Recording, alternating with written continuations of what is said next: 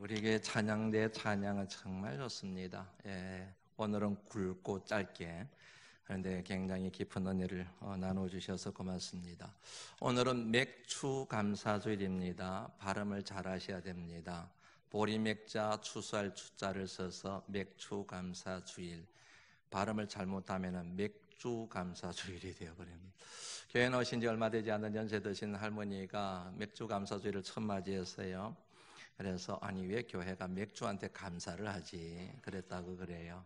그런 맥주가 아니고 맥추, 다시 말씀드리면 보리 추수절기를 맞이해서 하나님께 감사드리는 예배다. 그래서 맥추 감사주일 예배라고 그렇게 표현을 합니다. 이같이 아름답고 풍요로운 절기를 맞이하여 살아계신 하나님 앞에 나오셔서 내게 있는 모든 것이 주께로부터 왔음을 고백하시고 감사하시고 예배드리시는 사랑하는 성도 여러분 위에 감사절기의 은혜와 기쁨, 감사가 충만하시기를 만물의 근원이 되시는 주님의 이름으로 다시 한번 축원합니다. 오늘 함께 여러분들과 생각을 나누어 보려고 하는 주제는 감사입니다. 아마 먼 발치부터 시작을 해서 감사를 더듬어 가보려고 합니다. 크게 세 가지 주제를 나누어서 생각을 나눠봅니다. 그 첫 번째는 예와, 다시 말하면 예의와 감사에 대한 것입니다. 하나님께서 참 저희 가정을 사랑하셔서 아들 셋을 선물로 허락해 주셨습니다. 그 아이들을 향하신 하나님의 계획과 뜻을 생각하며 부모로서 최대한 뒷바라지 잘하고 싶습니다. 가르칠 만큼 가르치고 싶고, 그리고 뒷바라지 하는 것에 대해서는 충분하게 뒷바라지 하고 싶습니다. 저를 위해서가 아니라 하나님의 비전과 하나님의 뜻이 그 아이들을 통하여 이루어지기 원하시는 하나님의 뜻 때문에 그렇습니다. 제가 제 아들을 가르치고 양육할 때에 항상 중요시 여기는 가치들이 있습니다. 이 아이들에게 이것은 내가 꼭 가르쳐야 되겠다. 부모로서 아버지로서 이거는 내가 반드시 강조해야 되겠다고 마음에 꽂고 있는 가치들이 있습니다. 그 중에 하나가 바로 예입니다. 예의입니다. 저는 제 아이들이 좋은 대학을 나오고 좋은 직장을 다니는 것도 중요하지만은 예의 있는 사람이 되었으면 참 좋겠습니다. 예를 아는 사람, 예를 갖춘 사람, 예를 표현할 줄 아는 사람, 어디를 가든지 목사님 아들은 예의가 발라 이렇게 얘기를 들을 수 있는 그런 사람으로 양육하고 키우고 싶습니다. 길지 않은 삶을 살았습니다. 그렇다고 해서 마냥 짧은 인생을 산 것도 아닙니다. 목회 연수만 하더라도 벌써 여러분 30년 가까이 오고 있습니다. 그리고 공부도 할 만큼 했습니다. 미국에서 공부하고 목회했습니다. 한국에서도 공부하고 목회했습니다. 자랑하기 위함이 아닙니다. 그 같은 여정 가운데서 삶의 여정 가운데서 참 많은 사람들을 만났습니다. 그 같은 사람들을 만나면서 인생을 경험해 가면서 지금까지 인생 경험이라고 해봐야 연세 드신 분들에 비하면 아무것도 아니지만 참 중요한 사실들을 많이 깨달았습니다. 그 중에 하나가 사람이 사람으로 살아가면서 다른 사람들로부터 예를 갖춘 사람이라는 사실, 그것을 인정받는다는 사실 자체가 우리 자녀들에게 사람에게 얼마나 큰 덕이 되는가를 경험한 것은 분명합니다. 예를 갖출 줄 압니다. 예를 차릴 줄 압니다. 예의가 있습니다. 예를 압니다. 그러면 어디를 가든지 사랑받게 됩니다. 인정받게 됩니다. 칭찬받게 됩니다. 없어서는 아니 될 사람이 됩니다. 그 예로 인하여 인생의 길이 열리고 성공의 길이 열리고 그 주변에 많은 사람들이 그 사람 주변으로 몰려든다는 사실을 경험해서 알기 때문에 우리 자녀들이 공부 잘하고 똑똑하고 유명한 대학을 나오는 것보다도 그것보다도 훨씬 더 힘이 있는 것이 예의이기 때문에 예의 있는 사람이 되기를 바라고 그런 자녀로 양육하고 싶다는 얘기입니다. 여러분들이 잘 아시는 것처럼 우리 사회는 참 살기 좋은 사회가 되었습니다. 풍요하기 이를 데가 없습니다. 풍성합니다. 모자라는 것이 거의 없습니다. 그럼에도 불구하고 우리 사회가 얼마나 살기가 각박한 사회가 되었는지 모릅니다. 생몸살을 앓고 있습니다. 거리를 나가기가 무섭습니다. 사람을 만나서 사람과 말을 섞기가 부담스럽습니다. 각종 사건과 사고가 끊어지지 않는 험한 시대를 살아가고 있습니다. 그 같은 여러분 중요한 이유들이 있는데 그 이유 중에 하나가 우리 사회가 예를 잃어버렸어요. 예의를 잃어버렸습니다. 사람에 대하여 상대방에 대하여 예를 상실해버렸습니다. 다시 말씀드리면 무례한 사회가 되었다는 얘기입니다. 각종 사건과 사고들, 우리 마음을 불편하게 만들고 상하게 만드는 사건과 사고의 본질을 가만히 꿰뚫고 들어가다 보면은 만나게 되는 것이 예가 없구나, 예의가 없구나, 무례하구나. 이 사람이 이렇게 예의 없이 대합니다. 나도 예의 없이 대합니다. 그러다 보니 보복하게 됩니다. 나만 죽을 수 없지 너도 같이 죽어. 이런 식으로 나오게 된 그 같은 일상들이 우리 삶 가운데서 사건과 사고 속에 스며들어 있는 여러분, 이유라고 하는 사실을 조금만 생각해 보면 알 수가 있지 않습니까? 연세 드신 분들이 종종 그런 얘기하세요. 젊은 사람들, 요즘 젊은 사람들은 예가 없어, 예의가 없어, 그런 말씀하세요. 상당히 일리 있는 말씀입니다. 젊은 사람들, 어린아이들, 심지어는 유치원에 다니는 아이들조차도 예를 찾아보기가 힘듭니다. 옛날에는 동방예의지국이라 그랬는데 예를 찾아보기가 힘들 지경에 되었습니다. 아내와 종종 집 근처에 있는 소체육공원에 산책을 할 때가 있습니다. 그때마다 그곳에서 예의 없이 구는 사람들이 참 많습니다. 담배를 피우는 사람들이 있습니다. 한마디 하고 항상 지나갑니다. 그럴 때마다 제 아내가 기겁을 하면서 만류를 해요. 그러다가 당신 다쳐 이래요. 예의 없는 사람에 대하여 예의가 없다고, 같이 살아가는 더불어 사는 사회가니까 이렇게 해서는 안 된다, 저렇게 얘기해서는 안 된다. 어른들뿐만 아니라 아이들에게까지도 그 말을 하면 안 돼요. 낭패를 당하기가 쉽습니다. 거리에서도 그렇습니다. 직장에서도 그렇습니다. 그리고 가정 안에서도 그렇습니다. 학교 안에서도 그렇습니다. 심지어는 교회 안에서도 예의를 갖춘 사람을 만나기가 쉽지 않은 시대를 살아가고 있는 것이 분명한 것 같습니다. 그런데 연세 드신 분들이 그런 얘기를 할 때마다 제 마음속에 스치고 지나가는 말 한마디가 항상 떠오르곤 합니다. 우리의 자녀들은 가르치는 바대로 자라는 것이 아니라 부모가 보여주는 대로 자란다라고 하는 말입니다. 내가 가르친다고 해서, 부모로서 가르친다고 해서, 어른으로 가르친다고 해서 우리 자녀가 그대로 따라하는 게 아니라 부모가 보여준 만큼 자란다라고 하는 이 같은 자녀 교육에 굉장히 중요한 진술이 항상 마음에 떠오르곤 합니다. 왜 젊은 사람들이 버릇이 없습니까? 왜 어린아이들이 예의가 없습니까? 어른을 함부로 대합니까? 선생님을 구타를 합니까? 심지어는 부모님 앞에 욕을 합니까? 왜 예의가 없을까요? 왜 무례할까요? 죄송한 얘기지만 어른들이, 그리고 연세 드신 분들이, 그리고 지도자들이 우리 자녀들에게 예를 본으로 보이지 않았기 때문에 이 같은 일들이 일어나지 않았는가 한 번쯤은 반성해 볼 필요가 있습니다. 어떤 사람들은 마음에서 우러나와야 예를 차리지라고 하는 생각을 갖는 분들이 꽤 많습니다. 그러나 그거는 여러분 성경적인 정신이 아닙니다. 그것은 여러분 이는 이로 눈으로 감는 식의 반응이기 때문에 그렇습니다. 다른 사람의 태도에 따라서 내 마음에 결정되는 것이 진정한 예가 아니기 때문에 그렇습니다. 상대방이 어떻게 대하든, 눈으로 대하든 아니면 이로 대하든 그에 상관없이 그 사람에 대하여 내가 가져야 될 기본적인 근본적인 도리를 생각한다고 한다면 남이 어떻게 나를 대하느냐에 따라서 내 마음의 태도를 결정하고 언어를 결정하고 행동을 결정하는 것은 진정한 예의라고 말할 수가 없다는 그런 얘기입니다. 그러므로 그 말은 이해는 되지만 옳은 말은 아니다, 그렇게 생각을 합니다. 쉬운 예를 한번 들어볼까요? 부모의 자리를 지키지 못했습니다. 부모의 사명을 감당하지 못했습니다. 그래서 자식이 부모를 내팽개쳐버립니다. 모른 척합니다. 부모님을 멸시합니다. 무시합니다. 그리고 험악하게 대합니다. 이해는 되지만 여러분, 자녀의 그 같은 행위에 대하여 옹호하고 지지하는 사람이 아무도 없을걸요? 그래도 부모인데, 그래도 자식인데, 아무리 부모가 그런 일을 해도 자식을 챙기지 않아도 자식의 도리라는 게 있는데, 그게 인간의 도리인데, 그게 근본 도리인데, 그렇게 여러분들 표현하지 않습니까? 그게 여러분, 그래서 상대방이 나에게 어떻게 하는가에 상관없이 내가 마땅히 취해야 될 태도를 일러서 근본 도리라고 그렇게 얘기를 하는 거이지요. 저희 어머님이 몇 년 전에 돌아가셨다고 여러 번 말씀을 드렸습니다. 저희 어머님이 저한테 미친 영향이 참 많습니다. 저희 어머님이 어록 가운데 하나를 여러분들에게 소개해 드립니다. 내 할 도리는 해야 돼 라고 하는 말. 가난하게 자랐다 그랬습니다. 그 가난으로 인하여 받은 상처가 참 많습니다. 여러분들이 다 내놓을 수 없을 정도로 치명적인 상처들도 많습니다. 이웃에게 상처를 받았습니다. 가까운 친척들에게 상처를 받았습니다. 심지어는 목회자들로부터 상처를 받았습니다. 교인들로부터도 상처를 받았습니다. 그럼에도 불구하고 저희 어머님은 베풀기를 좋아하셨습니다. 섬기기를 좋아하셨습니다. 삼형제는 그게 불만이었습니다.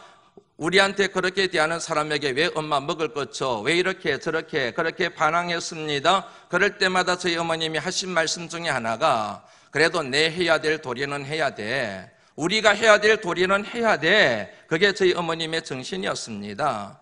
아직까지 저는 그게 미치지는 못합니다. 저희 어머님은 학교 문턱도 넘지 않으시고 저는 박사학위까지 가지고 있는 사람이지만 저희 어머니에 비하면 저는 한없이 모자라는 인격의 소유자라는 사실을 이 말씀을 묵상하면서 해봤습니다. 성경의 정신은 내 할 도리를 하는 거예요. 남이 어떻게 하든 저 사람이 어떻게 하든 상대방이 어떻게 하든 그에 상관없이 눈은 눈으로 이는 이로 갚는 것이 아니라 그리 할지라도 그 원수를 위하여 기도하고 그 원수를 사랑하는 것, 그게 바로 사람이 지켜야 될 예의임을 성경 말씀이 우리에게 전하고 있는데 그리 살아가실 수 있는 믿음의 자녀들이 되실 수 있기를 주의 이름으로 축원합니다. 하나님은 하나님의 사람들에게 말씀을 주셨습니다. 그 말씀을 하나님의 법도라고 얘기를 합니다. 법도. 다시 말씀드리면 하나님의 사람들이 그 말씀을 받는 모든 피조물들이 이 세상에 살아가면서 하나님에 대하여, 사람들에 대하여, 친구에 대하여, 부모에 대하여, 그리고 이웃들에 대하여 가져야 될 예의다, 도리다, 근본 도리다, 이렇게 이해하고 해석할 수가 있습니다. 여러분, 말씀을 아는 것만큼 예의를 갖추는 게 맞습니다. 아무리 말씀을 많이 알아도 예수를 오랫동안 믿어도 하나님에 대한 예의를 차릴 줄 모릅니다. 예의 법도를 모릅니다. 사람에 대한 예의가 없습니다. 그 사람을 일러서 예수를 잘 믿는다고 말하기가 힘들지 않겠습니까? 성경 말씀을 읽다 보면 참 재미있는 내용들이 많은데 그 중에 하나가 뭐냐면은 사람에게 내가 예를 갖추게 되면은 그게 사람에게만 해당되는 것이 아니고 하나님께도 예를 갖추게 된다는 사실을 보여주는 말씀이 마태복음 25장에 대표적으로 나오지 않나 하는 생각이 듭니다. 내가 줄일 때 너희가 먹을 것을 주었다. 내가 목마를 때 마실 것을 주었다. 내가 나그네 되었을 때 나를 영접했다. 내가 헐벗었을 때 너희들이 옷을 주었다. 오른편에 있는 사람들 양과 염소 비유하시지요. 내가 헐벗었을 때 옷을 주었다. 내가 병들었을 때 너희들이 나를 방문했다. 내가 감옥에 갇혀 있을 때 너희들이 신방을 해줬다. 그래요. 그러니까 그 오른쪽에 있는 사람들이 반응을 해요. 아니, 우리가 언제 그랬습니까? 우리가 그런 적은 한 번도 없습니다. 그렇게 대답을 했더니 왕이 뭐라고 대답을 하는지 40절 말씀에 기록이 되어져 있지요. 한번 같이 읽어봅니다. 시작.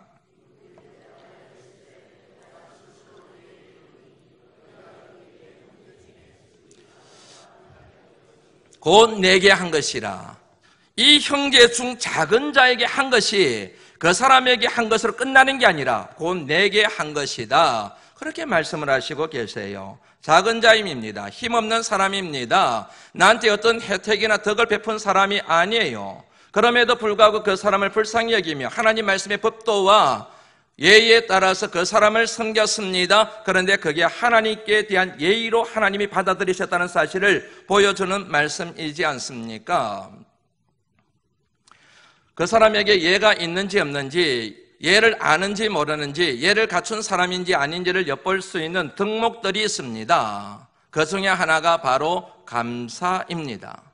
감사할 줄 압니다. 자그마한 것에도 감사할 줄 압니다. 땡큐라고 말할 줄 압니다. 고맙습니다고 말할 줄 압니다. 그러면 여러분, 그 사람은 기본적으로 예를 갖춘 사람이라고 말해도 크게 틀리지가 않습니다. 그런데 도대체 감사를 몰라요. 감사할 줄을 몰라요. 감사를 표현할 줄을 몰라요. 그냥 다 그런 줄 알아요. 그러고 넘어갑니다. 그런 사람들을 여러분 예가 있다라고 말하기가 곤란하지 않겠습니까? 여러분들 경험해 보시면서 제 말을 이해하시리라 그렇게 생각을 합니다. 며칠 전에 아내와 산책을 하게 되었습니다. 이런저런 얘기를 나누면서 제가 제 아내한테 이런 질문을 한번 던졌어요.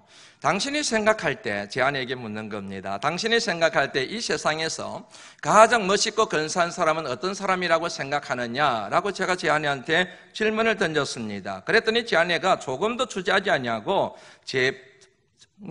바로 얘기를 하던데요. 내가 생각할 때 진짜 근사한 사람, 멋있는 사람은 옳은 것을 옳은 줄 알고 그리고 감사한 것을 감사할 줄 아는 사람이 가장 근사한 사람이고 멋있는 사람이라고 생각한다. 그렇게 얘기를 해요. 그 말을 듣는데 여러분 전율이 일던데요. 200% 공감이 가던데요.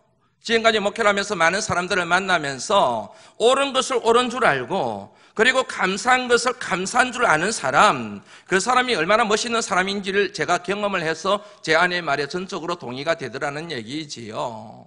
옳은 것을 옳은 줄 모릅니다. 그런 것을 그런 줄 모릅니다. 분별력이 없습니다. 아무리 공부 많이 해도 근사한 삶 살아내기 힘듭니다. 감사한 줄을 몰라요. 남편에 대하여 감사할 줄 모릅니다. 아내에 대하여 감사할 줄 모릅니다. 부모님과 자식에 대하여 감사할 줄 모릅니다. 성도들에 대하여 감사할 줄 모릅니다. 목회자에 대하여 감사할 줄 모릅니다. 더 나아가서 하나님에 대하여 감사할 줄 모릅니다. 어떻게 여러분 예의 바른 사람이라고 얘기를 할 수 있겠느냐 하는 얘기이지요. 어떤 집사님이 오래전에 저한테 했던 얘기 마음에 탁 새겨져 있습니다. 그게 말이 저는 동의가 돼요. 그분이 뭐라고 말씀을 하셨느냐면 자기는 다른 교회를 갔을 때에 제일 먼저 보는 게 감사 헌금을 본대요. 감사 헌금. 감사 헌금 한 사람들의 숫자가 많으면 이 교회는 교인들이 참 신앙생활 열심히 하고 하나님의 은혜에 민감한 사람들이구나 그런 생각을 갖게 된대요. 그렇지 않겠습니까? 감사헌금을 드린다는 것은 하나님의 은혜에 대하여 그만큼 예민하게 민감하게 민첩하게 반응하기 때문에 그런 헌금이 들어지는 거잖아요. 그런데 교인 수는 이만큼 나오는데 감사한 사람은 요만큼밖에 없으면 그만큼 은혜에 대하여 둔하다는 것을 의미한다. 그런 식으로 얘기를 하는데 상당히 일리 있다는 생각을 그때 했습니다. 둘째, 다루려고 하는 주제를 보면은 첫 번째 이유에 대하여 좀 더 여러분들이 정확하게 이해를 하시게 될 것 같습니다. 두 번째 생각해 보려고 하는 주제는 감사와 생각에 대한 것입니다. 첫 번째는 예와 감사였고 이번에는 감사와 생각에 대한 것입니다. 영어로 여러분 영어 써서 죄송합니다. 영어로 감사를 땡크라고 그럽니다. 그리고 생각을 띵크라고 얘기를 합니다. 이 두 단어는 같은 어원을 가지고 있습니다. 쉽게 말씀드리면 여러분 기독교 신앙의 뿌리를 두고 있는 사회에서는 문화권에서는 진정한 감사를 하기 위해서는 생각을 잘해야 된다는 거예요. 좋은 생각을 합니다. 생각해야 될 것을 생각하게 됩니다. 깊게 생각하게 됩니다. 넓게 생각하게 됩니다. 그만큼 깊게 감사하게 됩니다. 넓게 감사하게 됩니다. 별의별 것에 대한 감사가 나온다는 얘기지요. 그런데 생각을 뺐다가게 해요. 생각해야 될 것을 생각하지 않아요. 아무렇게나 생각해요. 당연한 거지 뭐 이렇게 생각해요. 그러면 감사를 전혀 안 하게 된다는 얘기지요. 깊은 감사의 뿌리는 깊은 생각으로부터 시작된다는 의미로 생각이라는 단어와 감사라고 하는 단어가 같다라고 하는 그런 내용인 거죠. 그전에도 말씀드렸던 것처럼 파스칼이라는 철학자가 그의 팡세에서 인간은 생각하는 갈대라고 하는 명제를 진술을 했습니다. 두 가지 의미 있는 거 아시죠? 인간은 갈대라는 것입니다. 갈대는 여러분 쉽게 부러집니다. 쉽게 꺾입니다. 그만큼 인간은 연약한 존재라는 의미입니다. 그런데 인간은 더 이상 연약한 존재가 아닙니다. 왜냐하면 인간에게는 생각할 수 있는 힘이 있기 때문에 그렇습니다. 그 생각의 힘 때문에 인간은 갈대처럼 연약하지만 강철처럼 강한 존재가 되었다는 그런 의미를 함축하고 있는 명제 진술이 바로 인간은 생각하는 갈대다는 얘기 속에 담겨있는 메시지 중에 하나입니다. 사자를 비롯하여 맹수를 사람은 절대로 당해낼 수가 없습니다. 그런데 생각의 힘을 빌려서 무기를 만들었습니다. 그래서 죽입니다. 제압을 합니다. 새처럼 날 수가 없습니다. 물고기처럼 살 수가 없습니다. 그런데 생각의 힘을 빌려서 우주선을 만들고 비행기를 만들고 생각의 힘을 빌려서 배를 만들고 잠수정을 만들어서 그런 피조물보다도 훨씬 더 높게 날고 훨씬 더 멀리 바다로 여행을 할 수가 있습니다. 그게 다 생각의 힘에서 비롯된 것이지요. 그런데 여러분 잘 아시는 것처럼 생각이라고 해서 다 같은 생각이 아닙니다. 살리는 생각이 있는가 하면 죽이는 생각이 있습니다. 좋은 생각이 있는가 하면 나쁜 생각이 있습니다. 파괴하는 생각이 있는가 하면 건설적인 생각이 있습니다. 나로 하여금 소망의 언덕에 이끌고 가는 생각이 있는가 하면 나로 하여금 끊임없이 절망의 나락으로 떨어뜨리는 생각이 있습니다. 생각만 하면 나를 기쁘게 하는 생각이 있는가 하면 생각만 하면 지긋지긋하고 저주스럽고 원망불평이 튀어나오는 그런 생각들이 있습니다. 내가 무엇을 생각하느냐에 따라서 어떤 방식으로 생각하느냐에 따라서 말이 달라집니다. 행동이 달라집니다. 선택이 달라집니다. 태도가 달라지게 됩니다. 생각을 조심해야 됩니다. 왜냐하면 생각이 말이 되기 때문입니다. 말을 조심해야 됩니다. 왜냐하면 그 말이 행동이 되기 때문입니다. 행동을 조심해야 됩니다. 왜냐하면 행동은 습관이 되기 때문입니다.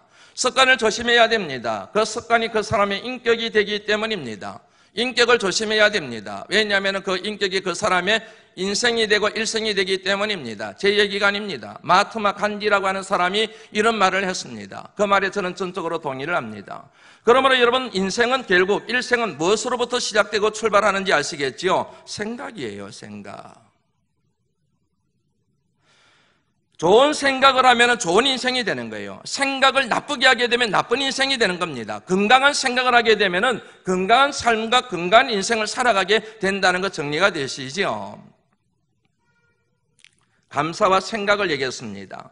그런데 이 생각과 연결되는 또 다른 표현이 하나 있습니다. 그것은 바로 보는 것입니다. 이렇게 생각하는 이유는 이렇게 보기 때문에 그런 거예요. 저렇게 생각하는 중요한 이유는 저렇게 보기 때문에 그런 겁니다. 보는 것과 생각하는 것은 표현만 다를 뿐이지 의미와 그리고 뜻은 똑같습니다. 배움의 목적이 있어요. 배움의 목적은 깨닫는 겁니다. 전에 깨닫지 못하던 것을 깨닫는 것, 이게 배움의 가장 중요한 초점 가운데 하나입니다. 그런데 깨달음을 뜻하는 한자를 한번 보시죠. 깨달을 각자잖아요. 이 각자를 풀어버리면 어떻게 되느냐 하면 배움과 보다라고 하는 볼견자가 합쳐져서 된음을 알 수 있습니다. 배움의 목적이 있습니다. 가르침의 목적이 있습니다. 사람이 훈련받고 교육을 받는 목적이 있습니다. 뭡니까? 보는 것입니다. 보는 것이 달라집니다. 교육을 받게 되면 보는 것이 달라지게 됩니다. 전에 보지 못하던 것을 보게 됩니다. 다른 사람이 보지 못하던 것을 보게 됩니다. 무엇보다도 정확하게 보게 됩니다. 사람이 여러분 지식이 들어가면 들어갈수록, 배우면 배울수록, 교육을 받으면 받을수록 정확하게 보게 돼요. 볼 것을 보게 됩니다. 이게 바로 여러분 배움의 힘이라 그렇게 말씀을 드릴 수가 있습니다. 유명한 야구 선수들이 있습니다. 메이저리그 선수들은 여러분 몸값이 몇 천억에 달하는 거 아시죠? 동네에서 여러분 동네 야구하는 사람들이 있습니다. 그 사람들은 몸값 하나도 없습니다. 평범한 야구인이기 때문에 그렇습니다. 평범한 야구인과 비범한 메이저 선수를 가름하는 결정적인 요인 중에 하나가 뭔지 아시죠? 성관입니다. 다시 말하면 날아오는 볼을 볼 수 있는 눈이에요. 나이는 똑같습니다. 체력도 똑같습니다. 체격 조건도 똑같습니다. 그런데 어떤 사람이 볼을 정확하게 보느냐에 따라서 실력이 달라지는 거예요. 몸값이 달라지는 거예요. 야구 선수로 성공하느냐 성공하지 못하느냐가 결정이 된다는 얘기지요. 축구 선수 가운데 여러분 몸값이 엄청나게 높은 프로 선수들이 있잖아요. 그 사람들의 장점이 뭔지 아시죠? 시야가 넓다는 얘기예요. 다른 평범한 선수는 보이지 않는데 빈 공간이 보여요. 다른 선수가 어디로 뛰는지 보여요. 그거를 뭐라고 얘기하느냐면 시야라고 얘기해요. 시야가 넓다라고 얘기해요. 시야가 넓은 사람이 스트라이크가 되는 거예요. 그 사람은 여러분 상상을 초월할 정도로 대접을 받는 거예요. 그 시야, 보는 것 하나 때문에. 이런 것을 일러서 보는 것의 힘이라고 얘기를 하는 겁니다. 정리를 한번 해볼까요? 여러분 감사는 생각으로부터 시작됩니다. 생각을 다른 식으로 얘기하면 보는 것입니다. 그러므로 여러분 감사를 결정하는 결정적인 요인 중에 하나가 뭘까요? 보는 겁니다. 어떻게 보느냐? 무엇을 보느냐에 따라서 내 마음에 감사가 넘치기도 하고 원망과 저주가 튀어나오기도 한다는 얘기지요. 감사가 넘치는 사람의 특징이 있습니다. 좋은 것을 봐요. 긍정적인 것을 봐요. 소망이 넘치는 소망을 바라보게 됩니다. 입만 열면 불평이에요. 원망이에요. 저주예요.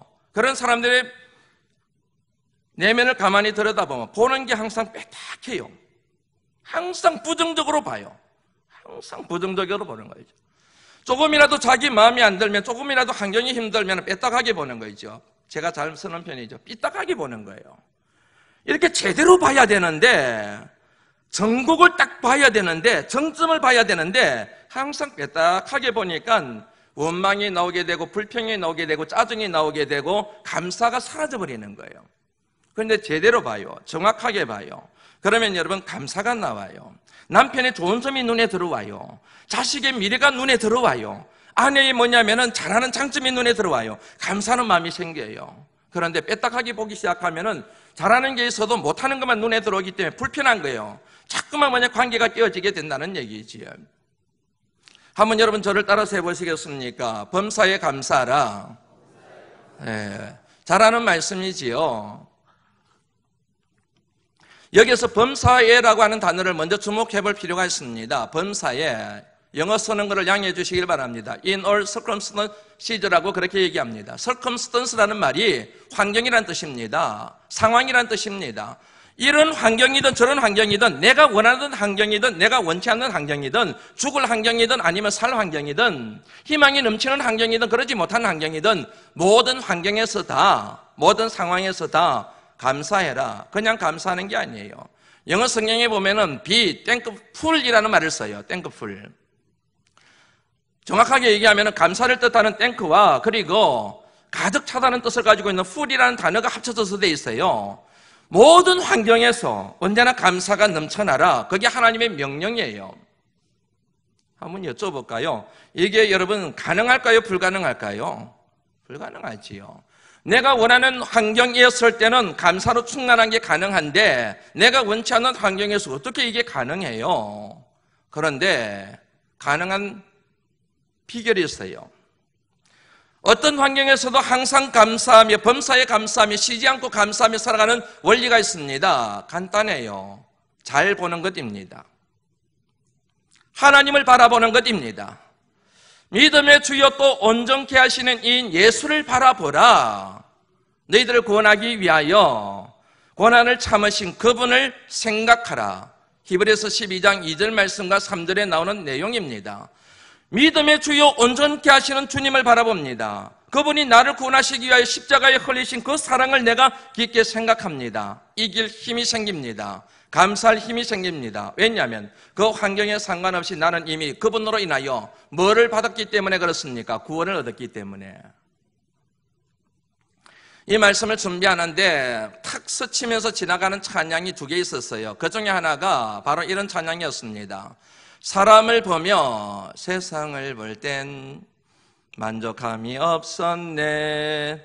나의 하나님 그분을 볼 때 나는 만족하였네. 저기 빛나는 태양을 보라. 또 저기 서 있는 산을 보아라. 천지 지으신 우리 여호와 나를 사랑하시니 나의 하나님 한 분만으로 나는 만족하였네. 동남풍아 부르라. 서북풍아 부르라. 가시밭에 백합화 예수 향기 날리니 할렐루야 아멘. 부르고 싶으시죠? 같이 부르죠. 예, 따라 부르셔야 되는데 같이 불러볼까요? 사람을 보며 시작. 사람을 볼 때 만족함이 없었네. 나의 하나님 그분을 볼 때 나는 만족하였네. 저기 빛나는 태양을 보라. 또 저기 서 있는 산을 보아라. 천지 지으신 우리 여호와 나를 사랑하시니 나의 하나님 한 분만으로 나는 만족하. 동남풍아 부르라. 동남풍아 부르라. 서북풍아 부르라. 가시밭에 백합화 예수 향기 날리니 할렐루야 아멘. 가시밭에 백합화 예수 향기 날리니 할렐루야 아멘. 아무리 어려운 일을 만나도 하나님을 보는 거지요. 천지우주 만물을 창조하신 하나님, 살아 역사하시는 하나님, 나를 사랑하시는 하나님, 나를 위하여 가장 좋은 길을 이미 예배두고 계신 그 하나님을 바라보면 범사에 감사할 수밖에 없지요. 동남풍이 불어도 상관없어요. 서북풍이 불어서 나를 힘들게 해도 상관이 없어요. 가시밭길을 내가 걸어가도 상관이 없어요. 그 하나님으로 인하여 저와 여러분들이 결국에는 승리하게 될 것이기 때문입니다. 사랑하는 성도 여러분, 저와 여러분들의 감사의 조건은 환경에 달려있는 것이 아닙니다. 사람에 달려있는 것이 아닙니다. 저와 여러분의 능력에 달려있는 것이 아닙니다. 저와 여러분들의 감사의 조건은 천지우주 만물을 지으신 창조주 하나님께 달려있는 줄로 믿습니다. 마지막 감사의 힘에 대해서 짧은 시간 말씀을 나누고 정리하려고 합니다. 감사의 힘이 있습니다. 1000가지 만가지 힘이 있습니다. 아멘. 아무도 안 하시네. 힘이 있어요, 여러분. 그 가운데 하나만 소개해드립니다. 그것은 바로 소망입니다. 감사할 때 소망이 넘치게 돼요. 희망이 넘치게 됩니다. 죽음에 이르는 병이라고 하는 말을 쓴 철학자가 있습니다. 죽음에 이르는 병이 뭔가? 절망이라고 그는 그렇게 말을 했습니다. 아무리 죽을 환경에 놓여 있어도 절망하지 않습니다. 희망을 갖습니다. 그러면 사는 거예요. 아무리 환경이 좋아도 절망하게 됩니다. 그러면 죽는 겁니다. 그래서 죽음에 이르는 병은 암이 아니라 몹쓸병이 아니라 절망이라고 그렇게 말을 했습니다. 절망의 반대말이 희망이라고 얘기합니다. 희망의 반대말이 절망이라는 말입니다. 틀렸습니다. 왜냐하면 절망의 뿌리가 있기 때문에 그렇습니다. 절망의 뿌리는 욕망입니다. 욕심입니다. 왜냐하면 사람들이 여러분 왜 절망하게 되느냐 하면 욕심 때문에 절망하는 거예요. 욕심을 부립니다. 욕망이 채워지지 않습니다. 그 끝자락에서 만나는 게 바로 절망입니다. 그러므로 희망의 반대말은 절망이 아니라 욕망입니다. 그러므로 욕망을 다스리는 게 중요합니다. 욕심이 잉태한 적 죄를 낳고 죄가 장성한 적 사망을 낳는다 그랬습니다. 욕심을 다스리는 것, 욕심을 버리는 것이 관건입니다. 아시는 것처럼 욕심은 버린다고 해서 버려지는 것이 아닙니다. 욕심은 극복의 대상입니다. 욕심과 욕망을 극복할 수 있는 여러분 비결 중에 하나가 뭔지 아세요? 감사입니다. 감사하는 것입니다. 감사는 여러분 자족함의 또 다른 표현입니다. 자족할 줄 압니다. 만족할 줄 압니다. 감사가 넘치게 됩니다. 어느덧 내 마음속에 있던 모든 절망은 떠나가게 되고 내 마음속에 희망과 소망의 씨앗이 자라 열매를 맺게 된다는 것 여러분들 아세요? 내가 궁핍함 때문에 여러분에게 말하는 것이 아닙니다. 나는 어떤 형편에 있든지 자족하기를 배운 사람입니다. 배고프면 배고픈 대로 살아갑니다. 배부르면 배부른 대로 살아갑니다. 풍부하면 풍부한 대로 살아갑니다. 그리고 비천하면 비천한 대로 살아갑니다. 제게는 어떤 환경도 아무런 의미가 없습니다. 왜냐하면 저는 어떤 형편에 있든지 자족하기를 배웠기 때문입니다. 그런데 사랑하는 성도 여러분, 중요한 이유가 또 하나 있습니다. 그게 뭔지 아십니까? 저는 내게 능력 주시는 자 안에 살아가고 있는 사람입니다. 그렇기 때문에 내게는 모든 일들이 다 일어날 수가 있습니다. 그러므로 환경 정도에 따라서 감사 여부가 결정되는 그런 사람이 아닙니다. 오늘 본문 말씀의 내용이에요. 이제 말씀을 마무리하려고 합니다. 탈무드에 나오는 이야기라고 합니다. 이 세상에서 가장 강한 사람은 누구인가? 여러분 누구라고 생각하세요? 탈무드에 대해서는 그렇게 얘기한대요. 강한 사람은 힘 있는 사람, 권력 있는 사람, 그리고 세상을 정복하는 사람이 아니라 가장 강한 사람은 자기를 이기는 사람이래요. 세상에서 가장 행복한, 가장 부유한 사람은 누구인가? 만족할 줄 아는 사람. 세 번째, 이 세상에서 가장 지혜롭고 똑똑한 사람은 누구인가? 항상 배울 줄 아는 사람. 마지막입니다. 이 세상에서 가장 행복한 사람은 누구일까요? 따라서 해보시겠습니까? 감사하며 살아가는 사람. 맞습니다, 여러분. 하나님께서 말씀을 통하여 저와 여러분들에게 감사하라, 범사에 감사하라 하신 중요한 이유가 뭘까요? 그래야 저와 여러분들이 이 험한 세상에서 행복하게 살아갈 수 있다는 사실을 알기 때문입니다. 왜 행복하지 못하세요? 물질이 없었어요? 질병이 났어요? 이것저것 막혔기 때문에요? 아니요. 감사하지 않아서 그렇습니다. 항상 감사하시고 범사에 감사하시고 쉬지 말고 감사하며 살아가실 때에 여러분의 삶은 항상 기쁨이 충만한 행복한 인생이 될 줄로 믿습니다. 맥추 감사주의를 맞이하여 이 감사의 능력이 여러분들 삶 가운데 회복되시기를 감사의 진정한 이유가 되시는 우리 주님의 이름으로 축원합니다. 찬양